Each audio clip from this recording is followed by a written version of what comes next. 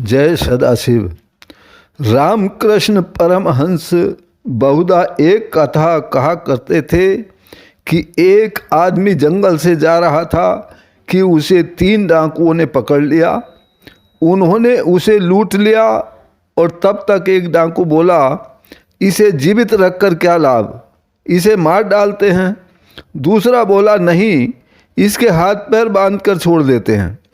तीसरे डाकू को उस पर दया आ गई और वह उसके बंधन खोलकर सड़क तक पहुंचा आया। रामकृष्ण बोलते थे, ये संसार भी ऐसा ही जंगल है जिसमें सत्व, रज और तम 3 डाकू रहते हैं। ये जीवों का तत्व ज्ञान छीन लेते हैं। तमोगुण मारना चाहता है, रजोगुण संसार में फंसाता है और सतोगुण रज और तम से बचाता है। तमोगुण और रजोगुण जिस भव बंधन में बांधते हैं उसे सतोगुण काट डालता है, पर तत्व ज्ञान वह भी नहीं दे सकता, यानी कि सतोगुण भी तत्व ज्ञान नहीं दे सकता। वह जीव को परम धाम जाने की सड़क तक तो पहुंचा सकता है, रास्ता बता सकता है, पर उसके आगे की यात्रा बिना किसी गुण का आश्रय लिए ही पूर्ण करनी होती है।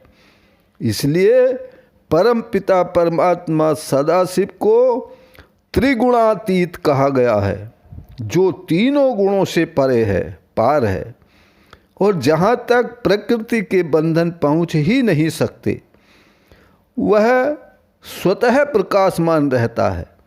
वहाँ सुख दुख का अनुभव नहीं होता, सिर्फ आनंद ही आनंद होता है। जो आत्माएं सदाशिव की कृपा से पवित्र हो जाती हैं, केवल वही आत्माएं परम धाम में रहती हैं।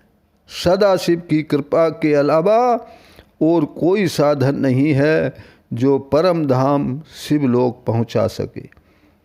आप पर सदाशिव की कृपा बनी रहे, इस प्रार्थना के साथ जय सदाशिव।